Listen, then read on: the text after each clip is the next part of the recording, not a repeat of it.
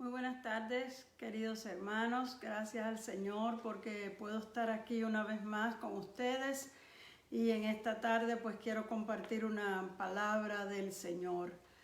En esta tarde he escogido un tema para hablar que se titula Jesús intercede por nosotros. Y la palabra que voy a leer se encuentra en el libro de los Romanos, capítulo 8 y verso 34. Dice así: ¿Quién acusará a los escogidos de Dios? Dios es el que justifica. ¿Quién es el que los condenará? Cristo es el que murió, y más aún el que también resucitó, quien además está sentado a la diestra de Dios, quien también intercede por nosotros. Gloria al Señor, gracias a Dios por esta preciosa palabra.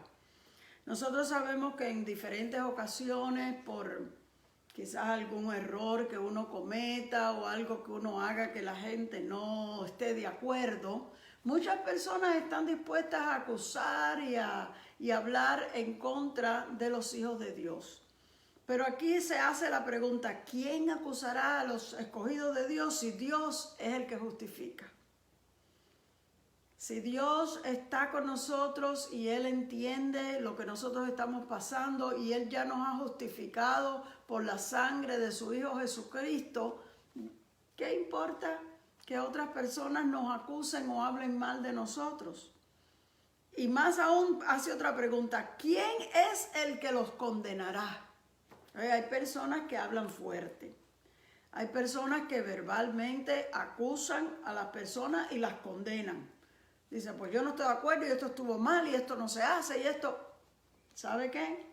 La Biblia dice que ¿quién es el que tiene el derecho de condenar? El único que tiene ese derecho es Dios.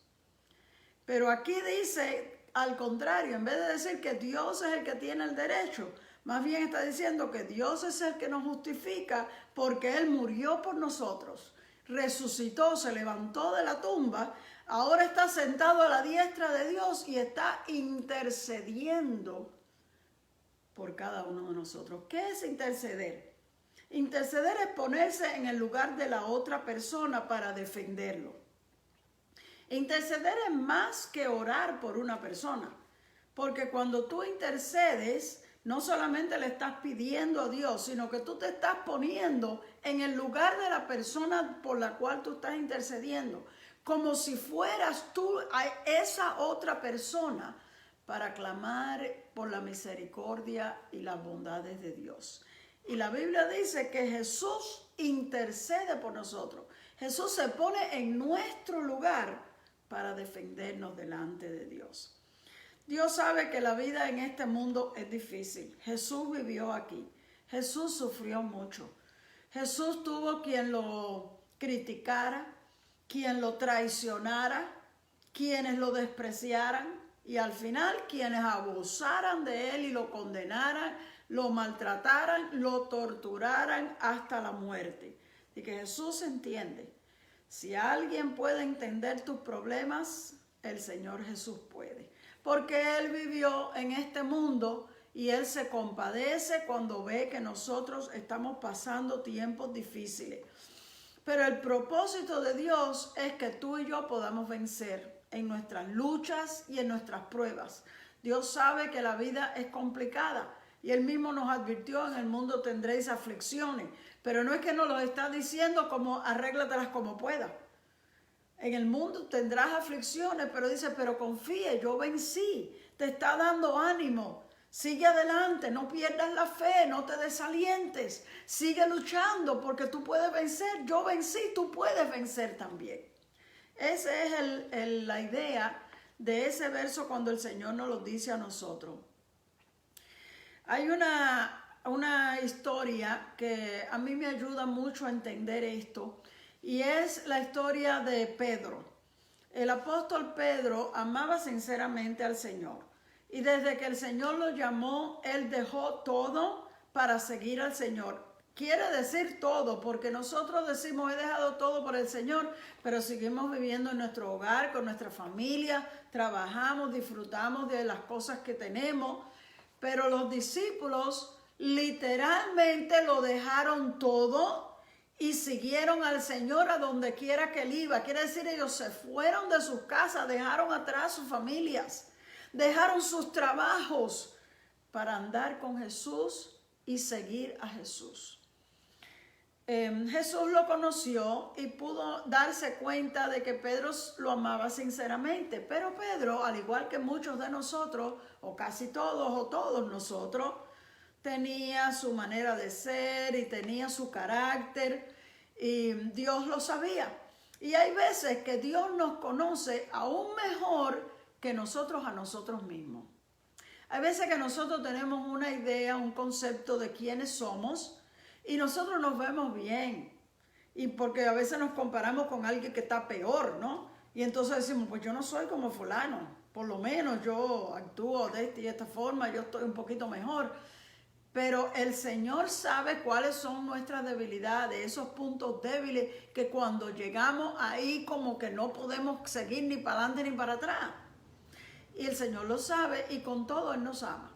El amor de Dios es tan grande que el Señor, conociéndonos de veras, Él no nos rechaza, no nos da por imposible, por caso perdido, sino que Él sigue a nuestro lado y sigue ayudándonos para que nosotros podamos llegar hasta el final. Así que cuando ya el Señor se estaba acercando a su final, Él empezó como a preparar a los discípulos en lo que venía. Y Él les advirtió que era necesario que Él padeciera, que era necesario que fuera entregado en manos de los pecadores. Pero los discípulos no podían entender ese concepto. Ellos habían entendido que Jesús era el Hijo de Dios, que Jesús era el Mesías que ellos esperaban. Pero el concepto que ellos tenían de quién era el Mesías estaba un poco torcido. ¿Sabe? Hay veces que uno lee la palabra y cuando uno ve esas profecías y esas promesas de Dios tan bonitas, nosotros las leemos y las interpretamos y las entendemos a nuestra manera. Y en muchas ocasiones, la forma en que nosotros estamos entendiendo las cosas no son la forma en que de verdad las cosas van a ser. Ellos tenían una idea del Mesías que iba a ser el rey de Israel. Porque al final de los tiempos, Jesús reinará otra vez sobre el pueblo de Israel. Pero ellos miraban esas profecías que tienen que ver con el fin del tiempo y pensaban que si este es el Mesías, Él va a reinar. Él va a tumbar a los romanos, Él va a echarlos a un lado y Él va a ser el rey de nosotros. Ellos esperaban en qué momento, ellos estaban pacientemente esperando en qué momento el Señor los iba a organizar y ellos iban a sublevarse contra los romanos, o quién sabe en qué forma ellos se podían imaginar que Jesús lo iba a hacer. Pero pasaba el tiempo y el Señor no hablaba de eso en lo absoluto. En vez empieza a decirles que es necesario que Él sufra, que Él padezca, que lo maltraten, y hasta aún se los dijo que Él iba a morir, pero al tercer día se iba a levantar. Cuando el Señor le dijo eso a Pedro, o sea, se lo dijo a todos, pero Pedro era como ligero para hablar y él era el primero que abría la boca. Entonces nosotros decimos, Pedro, claro, seguramente todos estaban pensando lo mismo, pero el único que se atrevió a hablar fue Pedro. Y Pedro le dice, no, Señor, no dejes que pase eso, imposible. Ten compasión de ti mismo, piensa en ti, ¿cómo tú vas a permitir que algo así pase? Él está pensando a su forma. Si este es el Mesías que va a reinar, ¿cómo Él va a dejar que los romanos lo maltraten? Eso no tiene en su cabeza, no puede caber ese pensamiento, no tiene sentido. No es posible que el Señor haga una cosa así. El Señor lo reprendió aquel día y le dijo, apártate de mí, Satanás, porque tú no pones la mira en las cosas de Dios, sino en las de los hombres. Pero yo creo que Pedro se quedó confundido, dijo, pero ¿cómo es esto? Entonces en otro momento el Señor les dice, ya cuando ya está llegando el día en que a Él lo van a arrestar, le dice, esta misma noche todos ustedes se van a escandalizar de mí y me van a dejar solo. Entonces Pedro rápido sale y dice, no, Señor, yo no, aunque todos te dejen, yo no te voy a dejar. Yo estoy dispuesto a dar mi vida por ti. En otras palabras, Pedro amaba al Señor de tal manera que él estaba dispuesto a defender al Señor. Sabemos que el gobierno romano estaba bien preparado y bien armado y ellos no tenían arma ninguna, ellos no tenían entrenamiento militar ninguno. Enfrentarse a los soldados romanos era una muerte segura. Pero Pedro estaba tan dispuesto a defender a su Señor que él estaba dispuesto a que lo mataran porque de todos modos moría como un héroe. Y él dijo, no, los demás se acobardarán, los demás saldrán corriendo, pero yo no. Y Jesús le dijo esta frase. Esto se encuentra en Lucas capítulo 22 y el verso 32. He aquí, Satanás te ha pedido para zarandearte como a trigo, pero yo he rogado por ti para que tu fe no falte. Yo no sé si Pedro pudo entender o si Pedro pudo aceptar estas palabras del Señor. Yo me imagino que a lo mejor él siguió diciendo, no, yo no voy a hacer eso, no. Pero mira lo que el Señor le está diciendo, Satanás te ha pedido para zarandearte. ¿De qué les recuerda a ustedes eso? ¿Se recuerdan la historia de Job? Es una de las historias más antiguas en la Biblia. Y la Biblia dice que Job era un hombre justo y temeroso de Dios. Pero que en un cierto día se presentan los ángeles delante de Dios y entre ellos está colado Satanás. Y el Señor lo mira y le dice, ¿y de dónde vienes tú?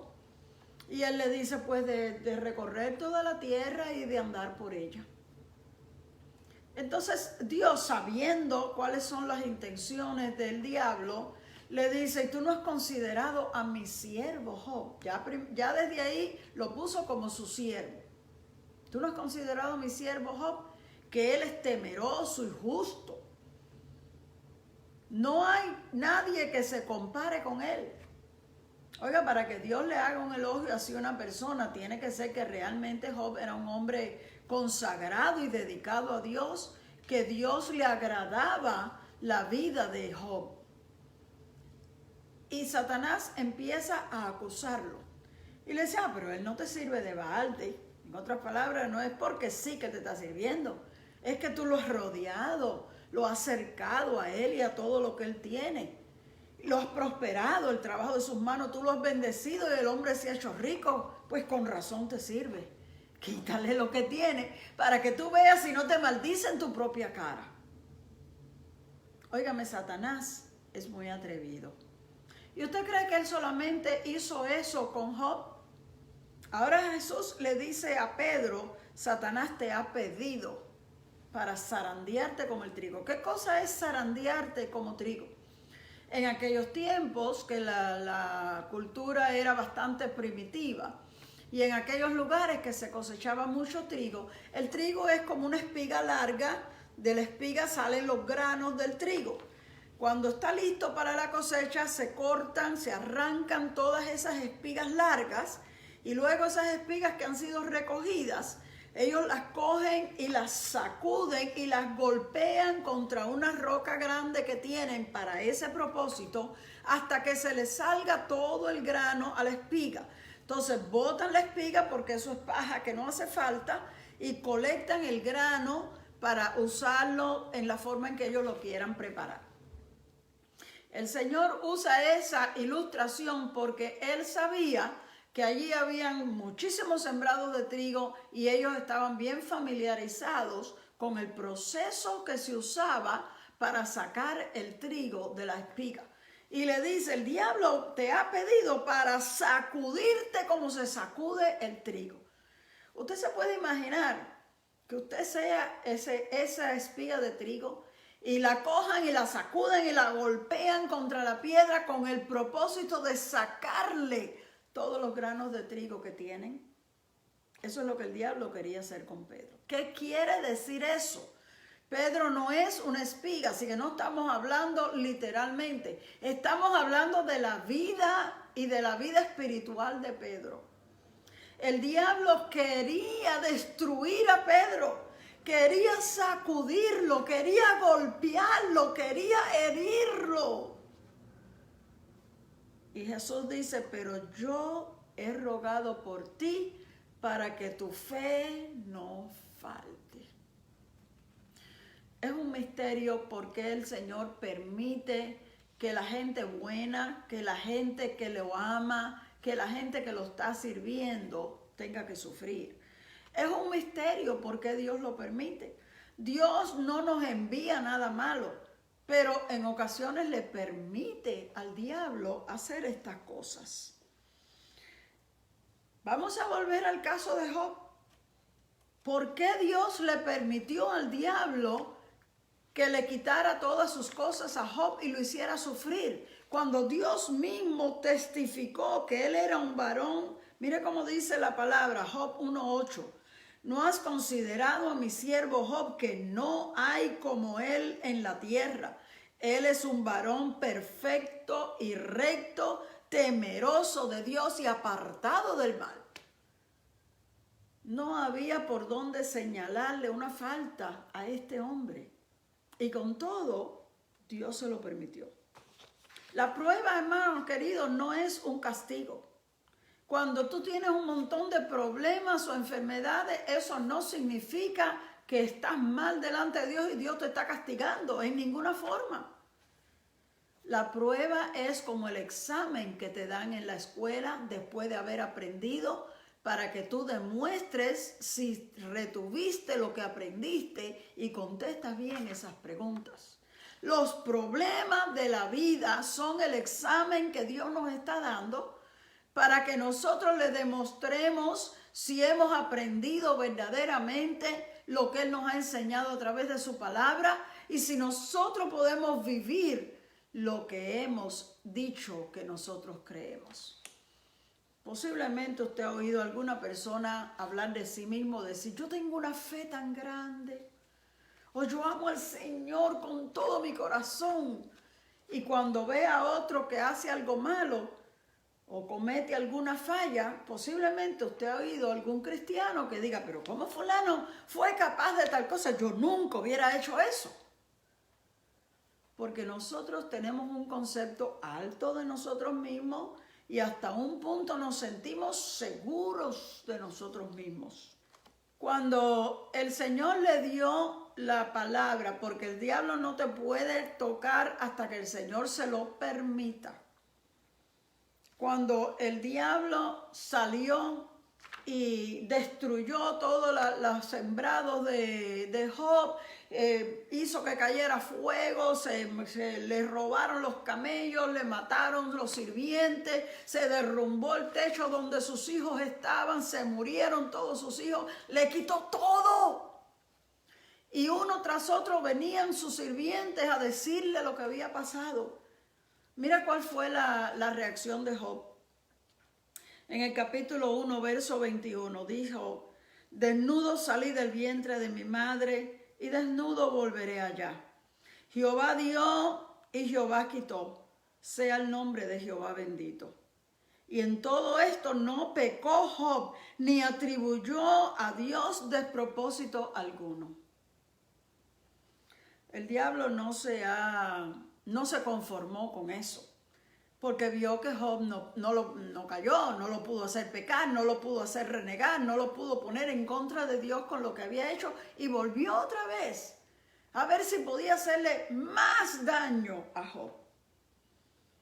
Él le había dicho a Dios, pues no lo ha acercado alrededor de ti, a él y a toda su casa y a todo lo que tiene, al trabajo de sus manos tú has dado bendición y por tanto sus bienes se han aumentado en toda la tierra. Vuelve el diablo otra vez. Y en esta segunda ocasión, Dios le dice a Satanás, he aquí, todo lo que él tiene está en tu mano, solamente que no pongas la mano sobre él. Fíjese que aun cuando Dios le permite al diablo hacerte sufrir, le pone límites. El diablo está completamente limitado. Y tu Dios tiene control de tu vida. Tu Dios sabe por lo que tú estás pasando. Y en medio de tu prueba, Él es el que te está sosteniendo. Pero yo pienso, esta es mi opinión personal, que cuando Dios permite que una persona que ama y teme a Dios sea probada y se le haga sufrir en una forma exagerada al máximo, Dios sabe hasta dónde uno puede resistir. Dios tiene la confianza de que aunque te haga pasar por lo que te haga pasar, tú no vas a caer. Y yo te diría, querido hermano, si tú estás pasando pruebas grandes, es porque en alguna forma Dios lo ha permitido y es porque Dios sabe que tú eres una persona sólida y lo puedes soportar. No dejes mal a Dios. No lo hagas quedar mal delante del diablo, arruinándote y dejándote aplastar por las pruebas que el enemigo trate de traer a tu vida. La Biblia dice que el diablo sigue siendo el acusador de los hermanos. En el libro del Apocalipsis, cuando al fin él será derrotado para siempre, dice en el capítulo 12 de Apocalipsis y verso 10, ha sido lanzado fuera el acusador de nuestros hermanos, el que los acusaba delante de nuestro Dios día y noche. Así que no fue solo en aquellos tiempos lejanos de Job, no fue solo en el tiempo de los discípulos con Pedro, hasta el final de los tiempos. El Apocalipsis está hablando del final de este mundo. Cuando al fin el diablo sea destronado totalmente, entonces es que dice, fue lanzado afuera el acusador de los hermanos. Quiere decir que por toda la vida él se la ha pasado acusando a los creyentes y tratando de lograr poder hacerle daño a los cristianos. Han habido cristianos en otros países que han sufrido horriblemente. Y nosotros tenemos el privilegio de vivir en una nación privilegiada, donde hemos tenido muchos privilegios, hemos podido vivir vidas tranquilas hasta este momento. No se sabe lo que pasará después, pero hasta ahora ha sido una nación que ha respetado a los cristianos. Con todo, eso es en el sentido general de nación.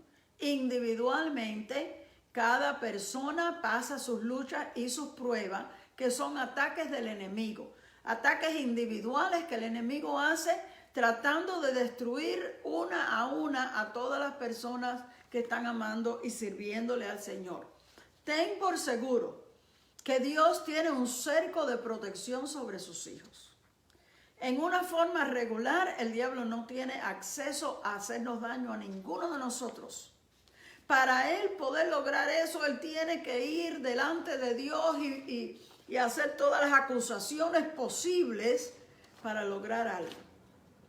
Y lo segundo que tú tienes que estar seguro es que cuando Dios lo permite, Él al mismo tiempo le pone unos límites. Puedes hacer esto, pero no te atrevas a hacer esto otro.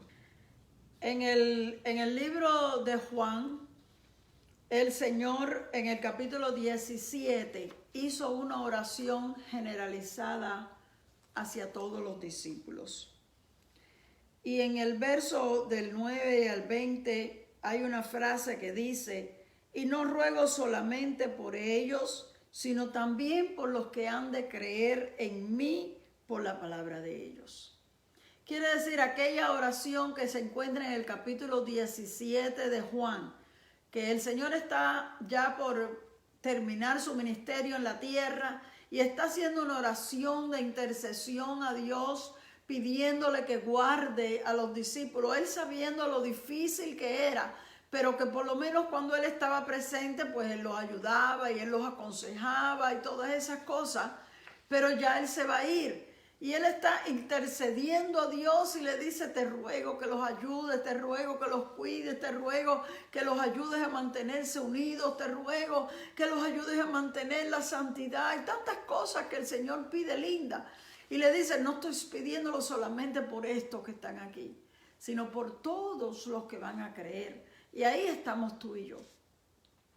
Qué bueno es pensar que nuestro Dios nos ama tanto, que no solo que nos ayuda y que nos da sostén, sino que es capaz de interceder delante de Dios y pedirle a Dios cuando ve que nosotros estamos en momentos duros. Porque hay veces que en los momentos difíciles uno se siente tan triste, tan solo, tan desalentado.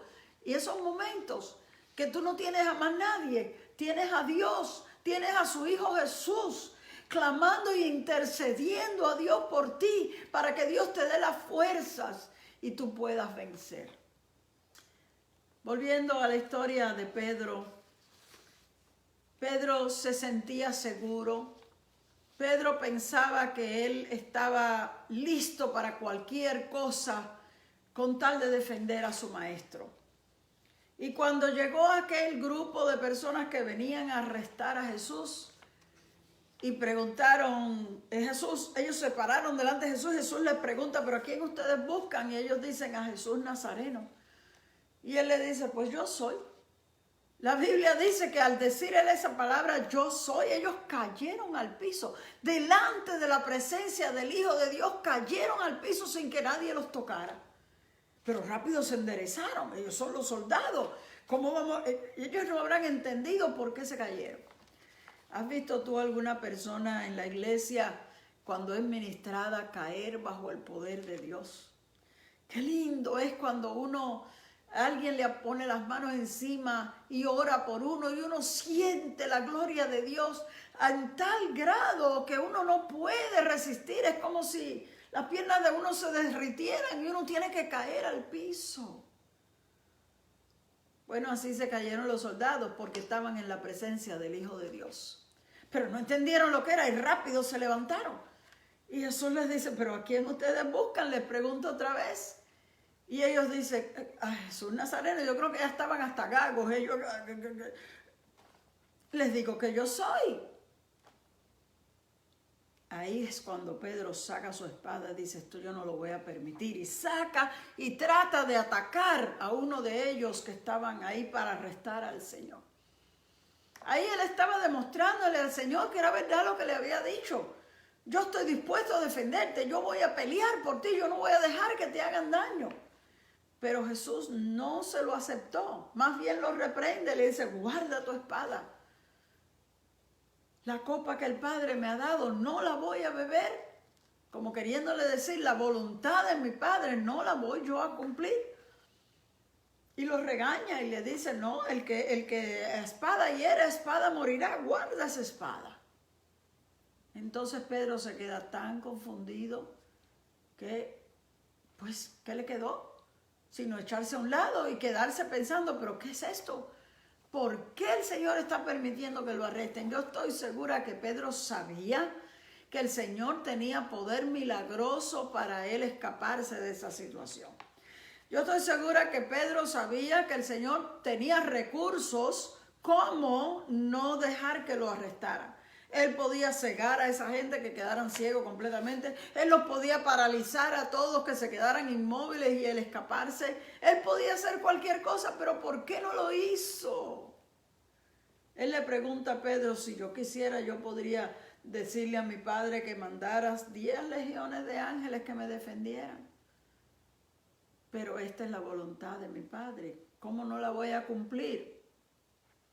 Cuando Pedro vio que Jesús se dejó arrestar, él se confundió de tal manera que ya él no sabía qué hacer. Él estaba preparado para pelear a la fuerza, pero él no sabía por dónde le venía la prueba a él. Jesús le dijo, el diablo te ha pedido para zarandearte. Y él que estaba pensando, a mí nadie me tumba, porque yo soy fuerte, porque yo voy a pelear, yo no me voy a dar por vencido. Él quería una pelea física.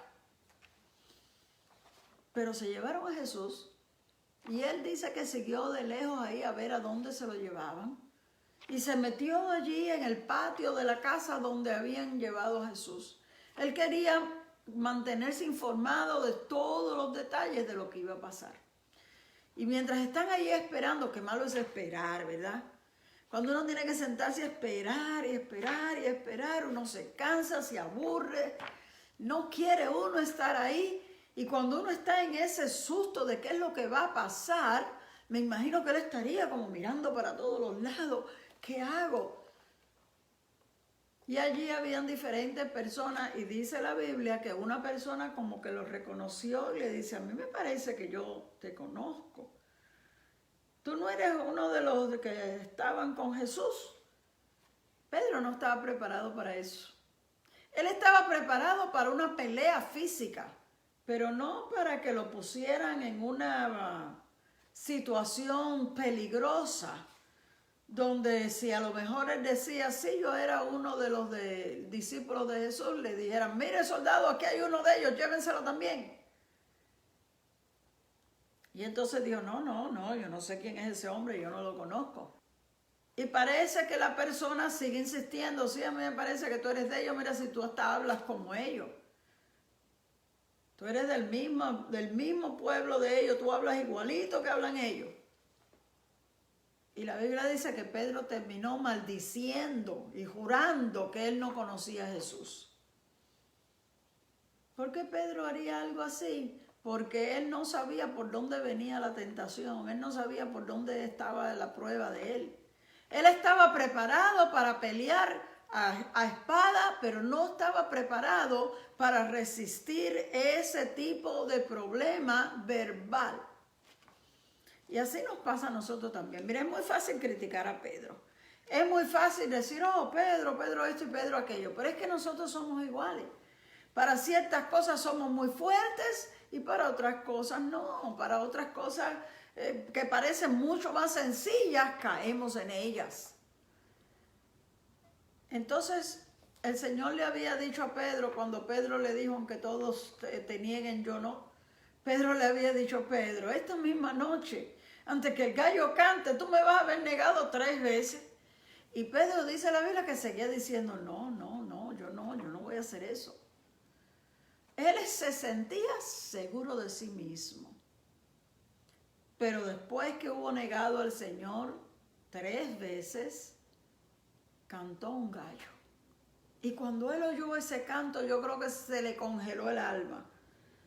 Y él entonces se recordó de lo que el Señor le había dicho y se dio cuenta que cómo él había actuado y en qué forma tan fea había hasta maldecido y jurado y había dicho que él no conocía al Señor.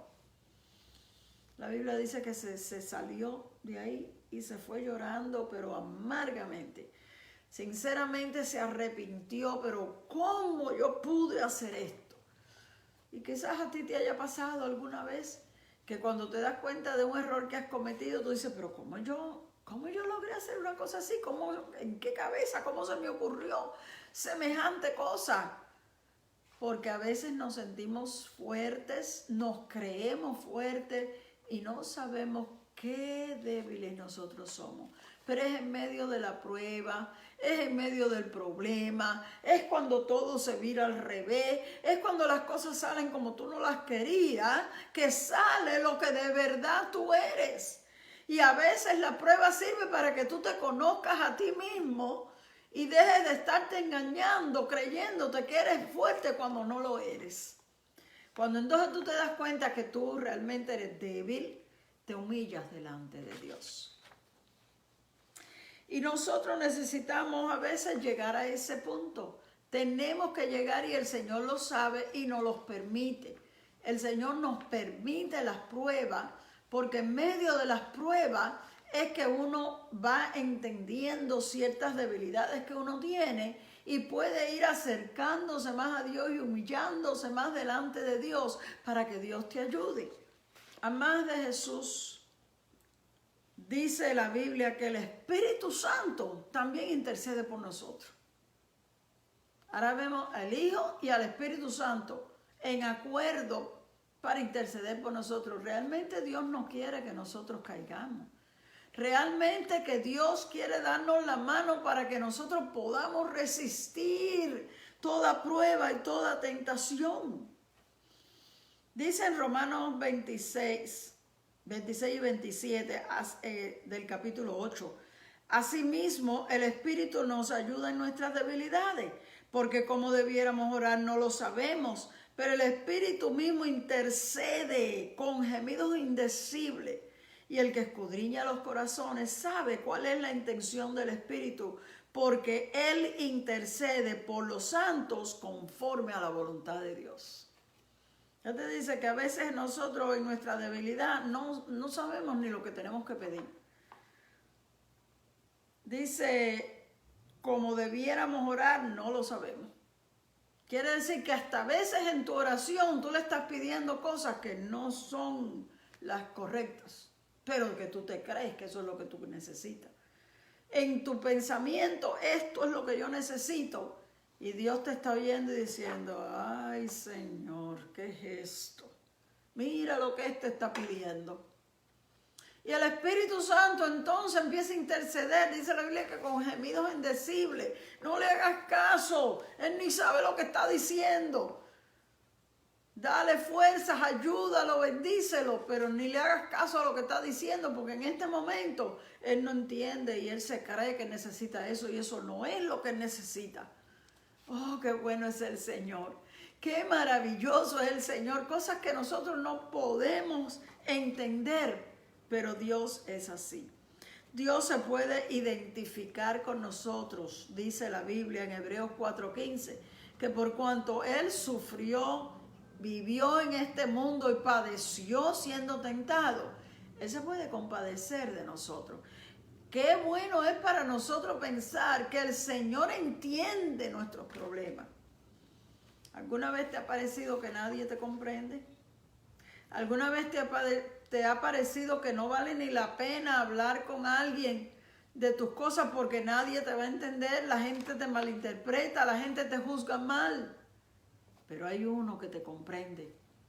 Hay uno que sabe. Hay uno que te conoce y que en medio de tus dificultades y tus problemas más grandes te quiere ayudar. A veces parece como que todo el mundo le dio la espalda a uno. A veces nos parece que estamos luchando solo y nadie te quiere dar la mano. Pero hay uno que te está sosteniendo, no solo dándote la mano, te está sosteniendo para que tú no te caigas. Quizás tú dices, Señor, no puedo más. Y el Señor te dice, si no fuera porque yo te estoy sosteniendo, ya tú te hubieras caído hace rato. Qué bueno es nuestro Dios. Es que tenemos tanto que agradecerle a Dios. Nosotros, la Biblia dice que nos podemos acercar a Dios confiadamente para alcanzar misericordia, para alcanzar el oportuno socorro y para hallar gracia delante de Dios. Usted ve, Pedro falló porque cometió el error. El Señor le advirtió y él de todos modos cometió la falta. Sin embargo, Pedro halló gracia delante de Dios para alcanzar misericordia.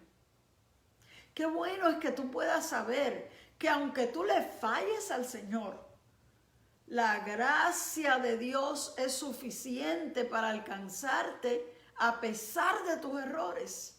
Y que tú puedas alcanzar la misericordia de Dios para que Él te dé el oportuno socorro.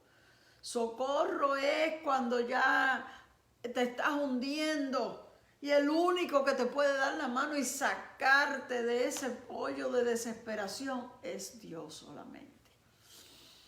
Pedro falló y él no pensaba que él merecía nada. Él hasta se alejó del grupo.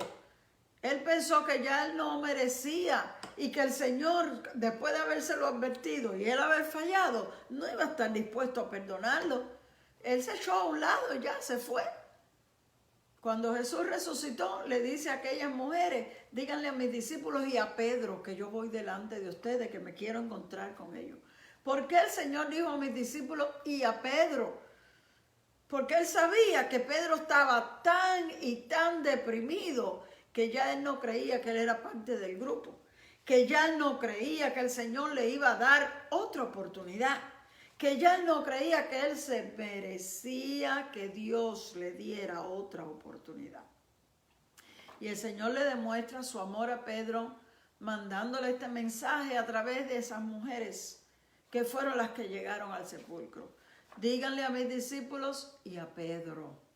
El Señor estaba dispuesto a restaurarlo, porque el Señor sabía que él lo amaba sinceramente, que tenía sus debilidades, que era ligero y hablaba sin pensar lo que estaba diciendo, pero que allá adentro había un amor grande y un deseo grande de servir al Señor. Lo más lindo que tiene Dios es que Él conoce tu interior.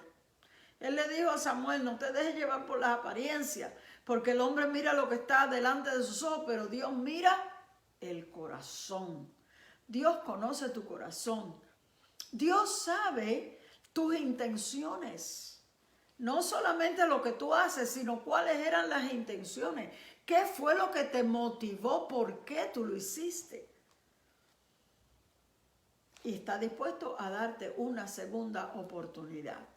Dios es el Dios de segundas oportunidades. Qué bueno que Dios no es como nosotros.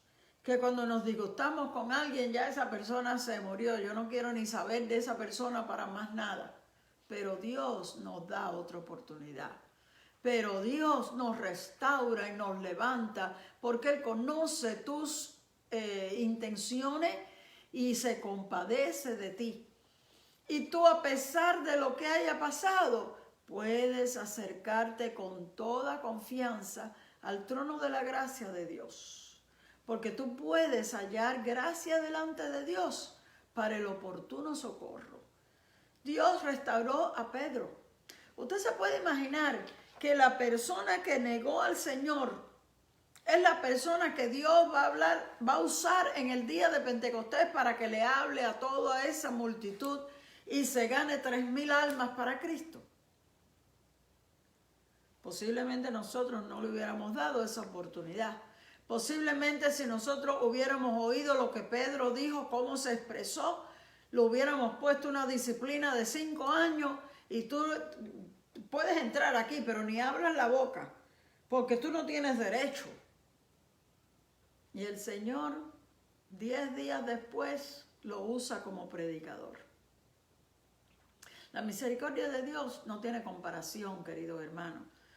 La misericordia y la gracia de Dios nos levantan cuando ni nosotros mismos creemos que tenemos ese derecho de que Dios se compadezca de nosotros. No lo merecemos y de todos modos Dios lo hace.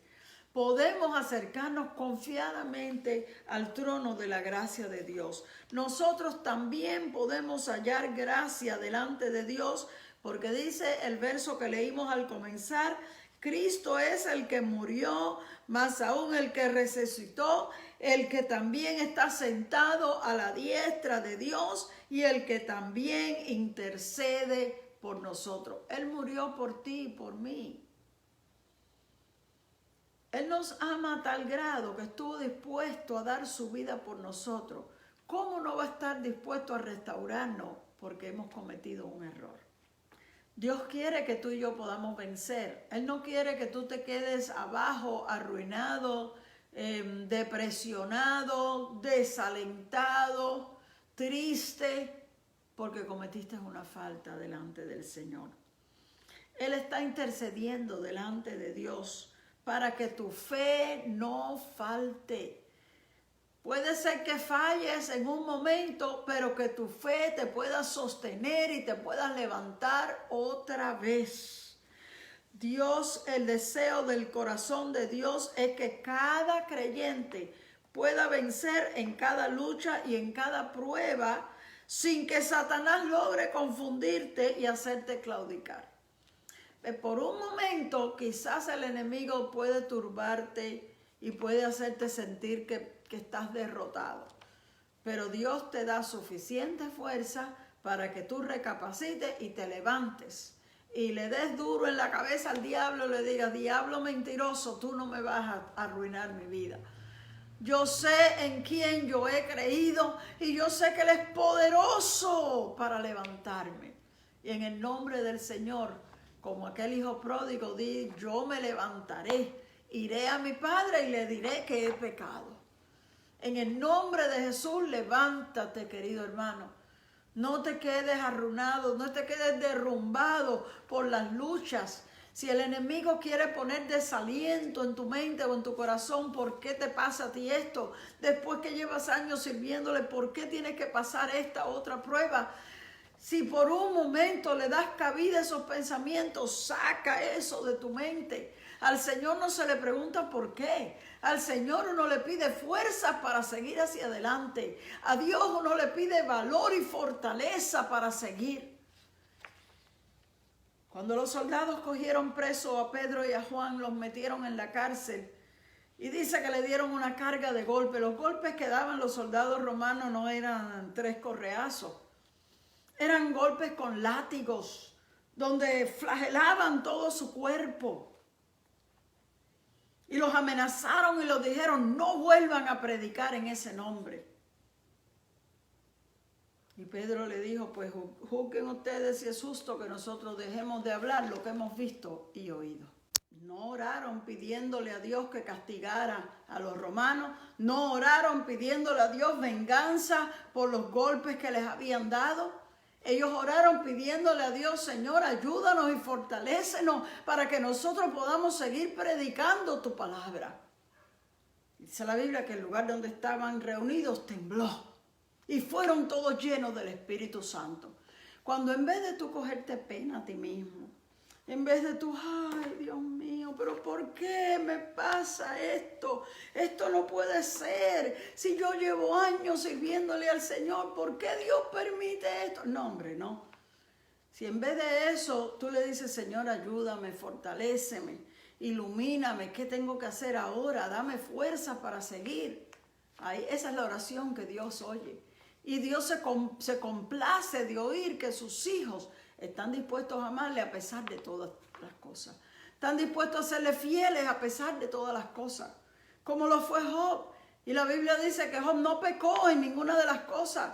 Le vinieron terribles pruebas, pero él siempre se sometió a Dios y no ofendió a Dios. Ni dudó de Dios en ningún momento. El final de Job fue maravilloso. La Biblia dice que luego que pasó la prueba, Dios lo bendijo y lo prosperó mucho más que lo que él era antes.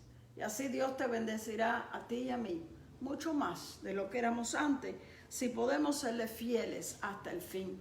Dios quiere que tú puedas vencer y Dios quiere que tú en medio de tus pruebas y de tus luchas puedas mantenerte fiel. Necesitamos orar al Señor que nos ayude a mantenernos firmes, que nos ayude a mantenernos fuertes, que no caigamos, que no nos desalentemos, que no nos dejemos derrumbar por las pruebas de esta vida.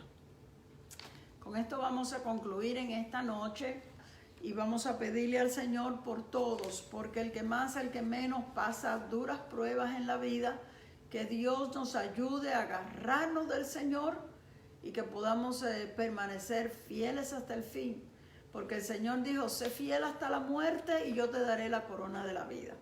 No se le ofrece corona a los que a mitad de camino se rindieron. No se le ofrece ningún tipo de premio o de galardón a los que hicieron algo, sino a los que llegan hasta el final. Dios nos ayude y que podamos llegar hasta el final. Oremos.